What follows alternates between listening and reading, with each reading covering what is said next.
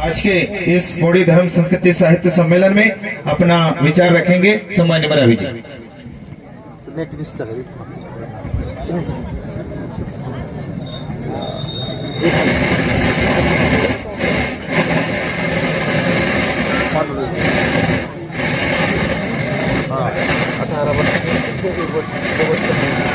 प्रकृति शक्ति फड़ापन को नमन करते हुए ग्राम पिंडई बंजाटोला के समस्त देव शक्तियों को नमन करते हुए आज के इस कार्यक्रम के सम्माननीय अध्यक्ष महोदय, आयोजक समिति के समस्त सदस्यगण एवं उपस्थित इस समारोह में समस्त हमारे स्वलहरी और मंचासीन हमारे बुजुर्गगण मार्गदर्शक सभी, मैं सभी का नाम न लेते हुए सभी मंचों को सेवा जोहार करता हूं और सामने हमारे माता शक्ति पितृ शक्तियों को सेवा जोहार करता हूं। कम शब्दों में मैं अपनी बात रखना चाहूंगा क्योंकि आप सभी संगीत के स्वर में डूबे हुए हैं और बस मैं एक शब्द कहना चाहता हूं कि आप लोगों को 2 अप्रैल अभी आने वाला है, इसके बारे में कुछ पता है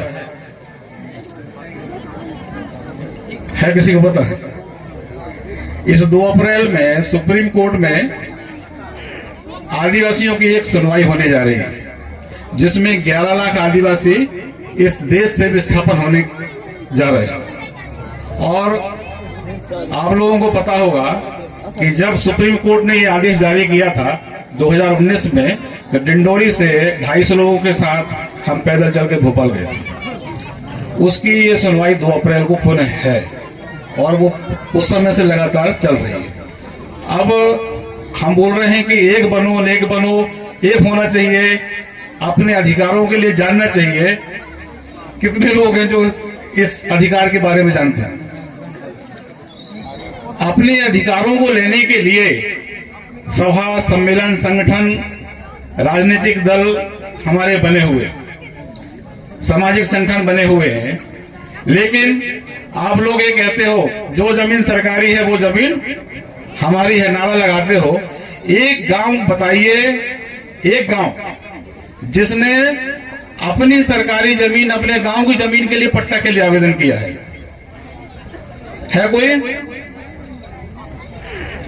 कोई आदमी यहाँ है जिसने अपने गांव में आवेदन पट्टा किया हो? चाहे वो सिवनी के हों, मंडला के हों, डिंडोरी के हों, कोई बैठे हैं? जब आप अपना आवेदन लेने के लिए एक आवेदन नहीं कर पा रहे हैं तो आप लोग 50 साल और कोई अधिकार नहीं ले पाओगे। आप सभा सम्मेलन करते रहो, अधिकार नहीं ले पाओगे। 1 जनवरी 2008 को भारत सरकार ने यह कानून आपके लिए बनाया और वो कानून आज तक आप लोग नहीं पढ़ पाए। आज तक आप लोग वो आवेदन नहीं कर पाए अपने गांव में, और वो 2 अप्रैल अभी 15 दिन बाद सुनवाई है। यानी अगर सुप्रीम कोर्ट ने उस पर सुनवाई कर दिया तो 16 साल बाद ये अधिकार भी आपके हाथ से छिन जाएगा। तो आप लोग कौन सी पढ़ाई कर रहे हो 3 साल से, मुझे ये बताइए।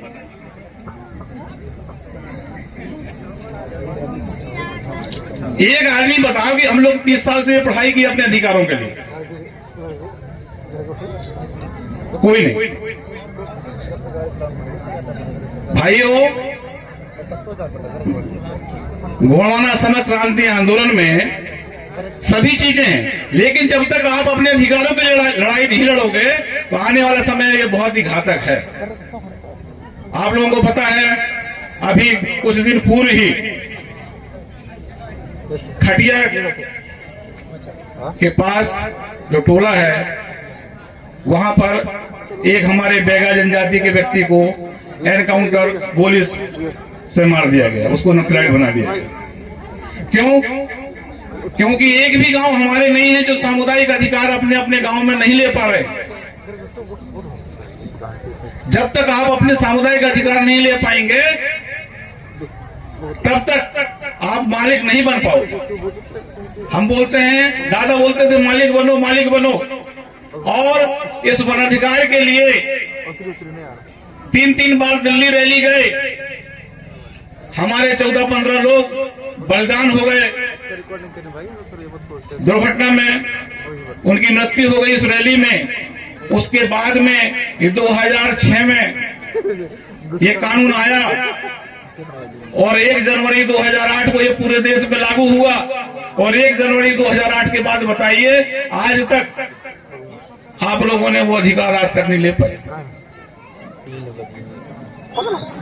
उस अधिकार में आप लोगों के लिए, आदिवासियों के लिए और वन परंपरागत आदिवासियों के लिए कि उसे जो पारंपरिक सीमा है आपकी गांव की जो सीमा है, जैसे आज ये पिंडरई है, ये पिंडरई गांव की सीमा होगी। जिस भी क्षेत्र में हम पिंडरई के चारों तरफ जाएंगे किसी भी गांव में, तो हमारे चारों तरफ मेड़े पड़ता है। उस पूरे पारंपरिक सीमा का मालिकाना हक देने के लिए आपके लिए कानून बनाया गया, लेकिन आज तक आप लोग मालिक बनने के लिए एक भी बार आवेदन नहीं किए। न हमारे सरपंच किए, न हमारे जनप्रतिनिधि किए। सिर्फ आज डिंडोरी जिले में करंजिया, बजाग और समनापुर में संगठन के कुछ कार्यकर्ता भी हमारे काम कर रहे हैं, जिसमें 2 गांव का पूरा दावा प्रस्तुत हो चुका है और 5 गांव के दावा अभी कंप्लीट हैं और 10 गांव में अभी काम चालू हुआ है। वहीं मंडला जिले में मवई ब्लॉक में 2 गांव के लोग किए हैं और अभी 10 गांव में ये काम चल रहा है। सिवनी जिले में अभी तक एक भी नहीं। बालाघाट जिले में बैहर में अभी ये काम शुरू। तो मेरे कहने का मतलब ये है कि जब तक हम अपने अधिकारों को नहीं पाएंगे भाई, तो हम लोग सभा सम्मेलन हम प्रतिदिन करते रहे। अभी तो बहुत कुछ कम हुए हैं सब सम्मेलन। एक समय यह था कि एक दिन में 50-50 सम्मेलन होते थे, तो एक आदमी बढ़ता था कि एक उधर जाएगा एक इधर आएगा। रैली कार्यक्रम प्रतिदिन चलते थे। किसके लिए? आदमी के अधिकारों के लिए, हमारे समाज के अधिकारों के लिए। लेकिन उन अधिकारों को जब तक आप नहीं पाओगे, तो हम लोग आने वाले 50 साल हम लोग ऐसे सभा सम्मेलन करते रहेंगे, अधिकार नहीं पाएंगे। आने वाला जो पीढ़ी है वो दर दर की ठोकरें खाएगा। आपको पता है कि 40% जंगल हमारे निजीकरण के लिए अलर्ट कर दिए गए। अगर हम लोग प्रत्येक गांव में अभी भी सामुदायिक दावे नहीं ले पाए, तो ये सबसे बड़ा अधिकार है। मैं बाकी चीजों पर बात नहीं करूंगा, कोई भाषण नहीं दूंगा। मैं एक ही बात कर रहा हूं कि मालिक बनिए। आपको जो ग्राम सभा का जो भी मिला है, पूरा कानून नहीं मिला हम ये बोल रहे हैं, लेकिन जो भी मिला है वो ग्राम सभा का अधिकार आप अपने अपने गांव में और वन अधिकार के तहत सामुदायिक दावा अपने अपने गांव में मालिक बनने के लिए काम करें, तभी आपका ये गुणवाना सफल होगा। नहीं तो भाई सभा सम्मेलन करते रहिए, भाषण देते रहेंगे, गाने वाले गाते रहेंगे, अधिकार नहीं मिल पाएंगे। वही मैंने कहा कि आप लोग पढ़ते नहीं है। अभी हम जब आ रहे थे तो एक वक्ता बोल रहे थे कि संविधान हमारे लिए क्या, संविधान सबसे सर्वोपरि है। लेकिन संविधान पढ़ने के साथ साथ आपके अधिकारों के प्रति क्या हो रहा है देश में, प्रदेश में, जिले में, इस बात को भी पढ़ना है आप। अगर आप अपने अधिकार नहीं ले पाएंगे तो आने वाला समय बहुत ही बुरी होने वाली है। आपने देखा होगा मणिपुर में आज से 2 साल पहले आपस में लड़ करके लोग कट मर गए, हमारे माताओं बहनों को नग्न घुमाया गया, लेकिन पूरा देश देखता रहा। लेकिन ना सदन ने कुछ बात की, ना हमारे राष्ट्रपति ने उस पर कोई बात की।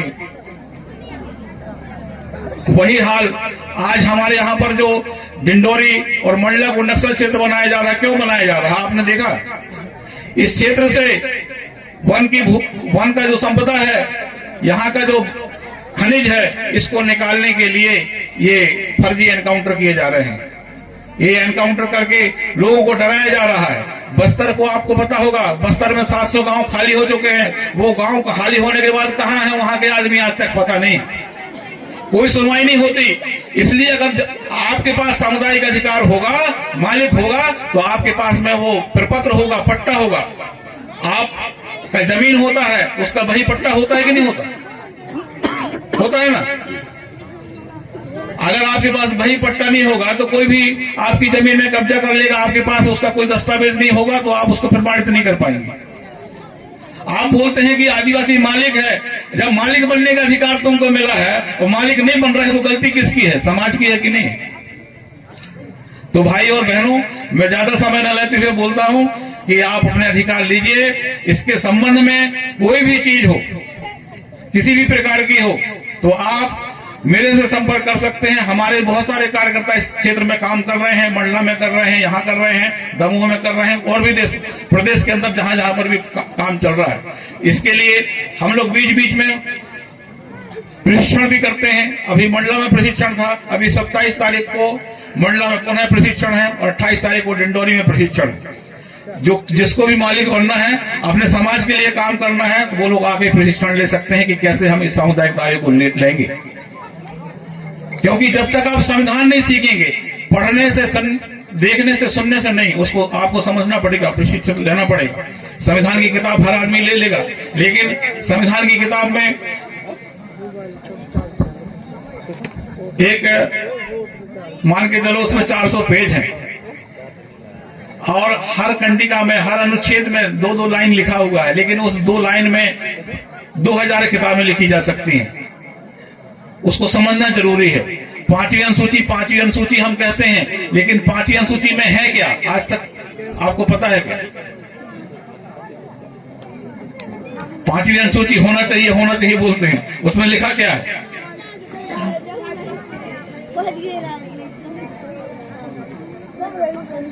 हमारे यहाँ 13-3 का बहुत चलता है, सहपुरा में भी बहुत चलते हैं 13-3 का। बोलते हैं 13-3 का हम रूढ़ी परंपरा है, हम मालिक है बोलते हैं। भाइयों, मैं 13-3 का के बारे में बता देना चाहता हूँ। 13-3 का अकेला आदिवासियों को नहीं, 13-3 का इस देश में रहने वाले सभी समुदाय का है। क्योंकि वो जो समुदाय जो आजादी के पूर्व से हमारे यहाँ पर रह रहे थे, उनकी सबकी रूढ़ी परंपराएं हैं, और जब वो रूढ़ी परंपरा संविधान से टकराती है तो वो शून्य हो जाती है। इस बात को ध्यान रखें। आपने देखा होगा कि मुसलमान भाइयों के उसमें एक प्रथा थी, हमारे में कहते हैं चोर छुट्टी, और उनमें क्या होता था, उनके आदमी अपनी पत्नी को तलाक करके 3 बार बोल देते थे, तो वो तलाक हो जाता था, उनकी छोट छुट्टी हो जाती थी, कोई पंचायत बैठने की जरूरत नहीं होती थी। ये उनकी रूढ़ी परंपरा थी। लेकिन उनकी महिलाओं ने आपत्ति की, और वो सुप्रीम कोर्ट गए कि हमारे साथ ये गलत हो रहा है। सुप्रीम कोर्ट से उन्होंने न्याय मांगा कि ये 3 बार तलाक बोल देते हैं, और हमारा तलाक हो जाता है, इस पर हमको न्याय दिया जाए। तो सुप्रीम कोर्ट ने मना कर दिया कि ये आपकी रूढ़ी प्रथा है, इस पे हम न्याय नहीं दे सकते। इसके लिए जब तक संसद कानून नहीं बनाएगा, हम न्याय नहीं कर पाएंगे। तब सुप्रीम कोर्ट ने सदन को भेजा, और सदन में मोदी जी ने फिर वो कानून बना दिया। तब आज उनमें तलाक में कानून बन गया, यानी उनकी वो रूढ़ी परंपरा वहां खत्म हो जाती है। उसी प्रकार आदिवासियों में बहुत सारे लोग जो 13-3 का बोलते हैं, 13-3 का में जो आदिवासियों की रूढ़ी परंपराएं हैं, वो हमारी अपनी परंपराएं हैं, लेकिन वो भारत के संविधान से नहीं टकराना चाहिए। इस बात का विशेष ध्यान रखें। सबकी अपनी अपनी परंपराएं हैं, अकेले आदिवासियों की नहीं है। इस बात को ध्यान रखेंगे। तो आपकी रूढ़ी परंपरा को संविधान में भी महत्व दिया है, लेकिन सबसे बड़ा महत्व दिया है ग्राम सभा के अंदर। ग्राम सभा में लिखा है कि जो भी चीजें होंगी, आदिवासियों की रूढ़ी परंपरा को दृष्टिगत रखते हुए निर्णय लिया जाएगा। लेकिन एक भी गांव मेरे को बताइए जहां ग्राम सभा का कार्यालय हो, ग्राम सभा सदन बनाए हो कहीं। जब आप कानून बना है, कानून नहीं बना रहे हो, उसमें लिखा है 50% महिलाओं की भागीदारी होनी चाहिए। हमारी महिलाओं को आप लोग बैठा नहीं रहे हो।